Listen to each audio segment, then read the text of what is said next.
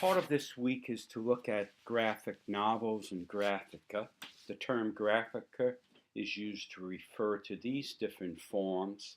Manga is a form of graphica that is Japanese. I actually don't know the difference between manga and graphic novels other than their origin. Right? Graphica can be fiction or nonfiction. You could use graphic novels to facilitate students' comprehension of units and lessons you're teaching. They could serve as bridges to traditional reading. They can be paired, and they can be concept book, treated as concept books in which this particular concept is presented. One of the reasons I'm sharing this slideshow is to identify the different terms used in graphic novels. So you see right here, these are gutters. Graphic novels are often much more complex than they appear to an adult or a person unfamiliar with them. They often have morals. They often summarize complex concepts in life. Children can use them to summarize concepts they're learning. They can make connections. And there's a lot of difficult vocabulary in graphic novels. Here's a boy did a storyboard, a primary grade storyboard. I think this is on Henny Penny. Great, if you're interested in graphic novels, a great resource is Terry Thompson's book.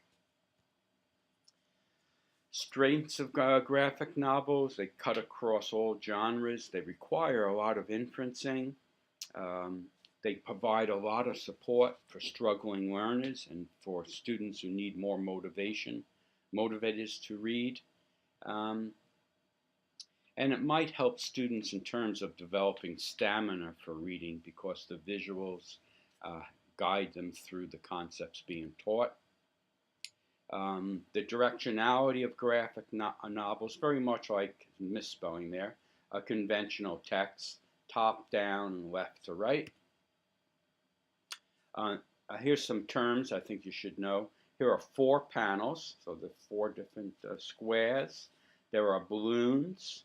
These are the gutters. These are narrative boxes.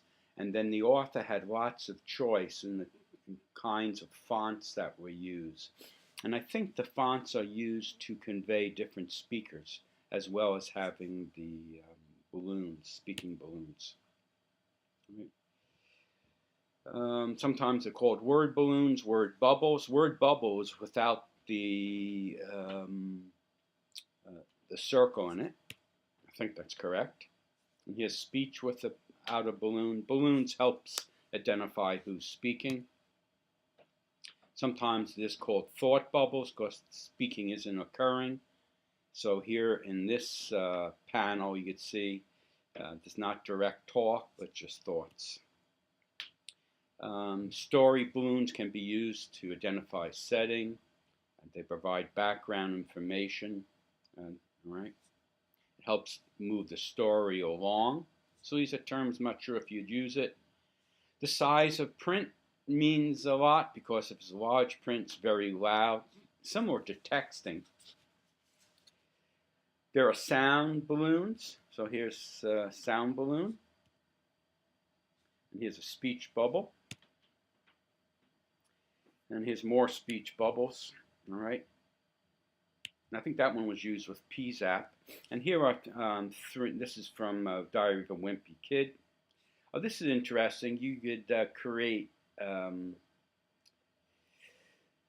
panels, fill in some and have the students fill in the others if you're in the primary grades. Here are 3, well here's 2 right here, and there's a third one we'll talk about. Make-Believe Comics in Kerpoof. And here's Make-Believe Comics, what it looks like. And as a student, you select down below, all right, what you want to do, the characters you want, and panels you want. You need to play with a little bit.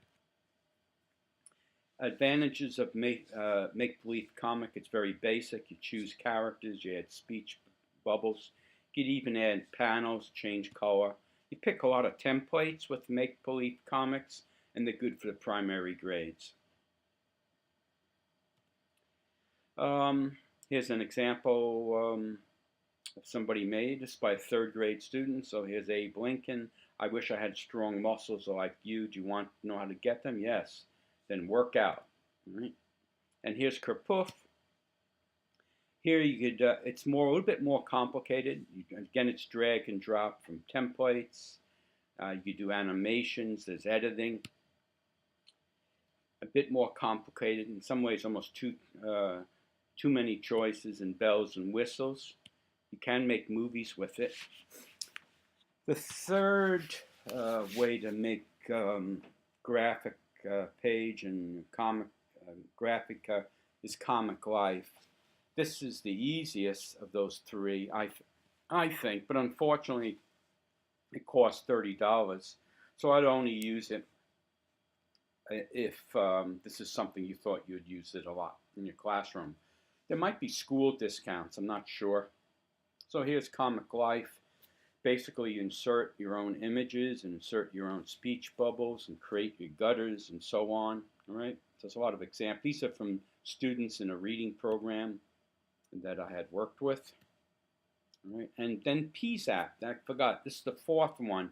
So I recommended PZAP for one of our assignments this week. And that's it. So I hope that's helpful, at least in terms of knowing what the vocabulary is around graphic novels and graphica.